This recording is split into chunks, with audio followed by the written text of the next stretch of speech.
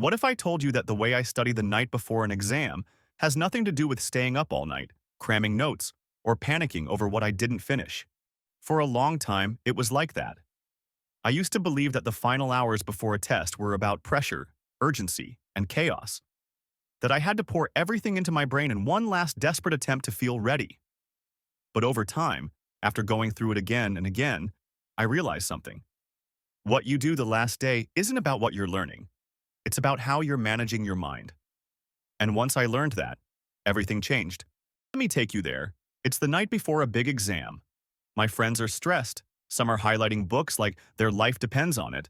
Others are watching last-minute videos at 2x speed, panicking over what they missed.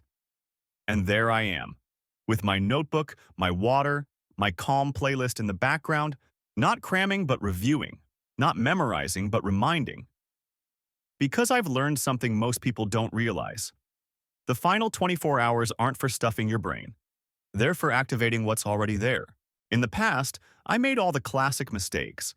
I'd wait too long, avoid the material, then try to study everything the night before. I'd stay up till 4 a.m., barely sleep, and walk into the exam exhausted, full of anxiety, and surprisingly blank. My brain wasn't working with me. It was working against me. But then, after one of the worst exams I ever took, I sat with myself and asked, what's the point of all this if I'm not actually giving myself a chance to succeed? That's when I started changing my entire approach. Now, when the exam is one day away, I don't start from zero. I start from trust. I ask myself, what do I already know? I go through my notes with a highlighter, not to memorize, but to spot the patterns.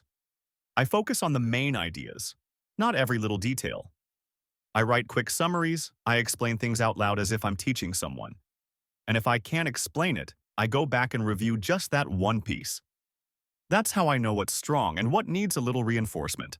I use active recall, closing the book, asking myself questions, writing down answers from memory. I don't reread passively, I test myself. Because I've realized your brain remembers what it retrieves, not what it just sees. And when I don't know something, I don't panic. I breathe, I refocus, and I move on. There's no point in trying to cram what won't stick. I also protect my energy like it's part of the exam prep. I eat something light, I drink water, I move around, I take short breaks. I even go for a quick walk and review concepts in my head. And yes, no matter how much is left, I go to sleep. I don't pull all-nighters anymore. Because a tired brain can't perform, even if it has the right answers. What's funny is, the calmer I am the night before, the sharper I am in the exam.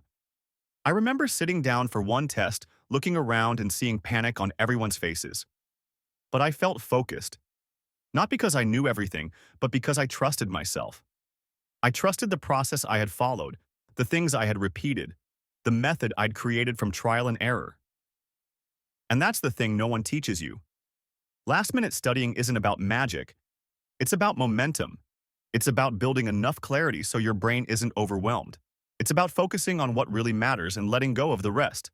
If you're a last-minute studier like I was, don't punish yourself, but don't lie to yourself either. Use those last hours intentionally. Turn stress into strategy. Your brain is capable of incredible focus when it feels safe, clear, and supported. And you don't get there by panicking. You get there by respecting your mind. I've failed exams. I've overstudied. I've burned out. But I've also found a rhythm that works for me. And if I could learn to turn last-minute chaos into calm, focused review, so can you. See you in the next video.